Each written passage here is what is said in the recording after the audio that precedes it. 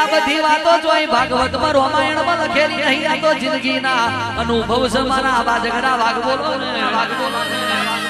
હે વીજળીને ચમકારે હે મોતીડા પરોવીલો પાનબાઈ હે અજાના કયા તારા આશે રે એટલે અંધારું થાય મોર મોતી પરોવી લેજો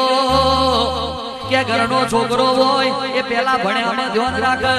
પછી નોકરી માટે પ્રયત્ન કરે એ ના હોય તો બાપ દાદાનો ધંધો કરો તો બાપના ધંધામાં ટેકો કરે બાકી ભાગોરે જઈ તારાના 2 રૂપિયાના મસાલા ચાઈ ખાશો અને સિગરેટ પીશો ને દારૂ પીશો ગોમની વડવાર વરીને ઘેર આવશો તો તમારા બાપના તમને જણા જણા ને હાકા લાગશે ને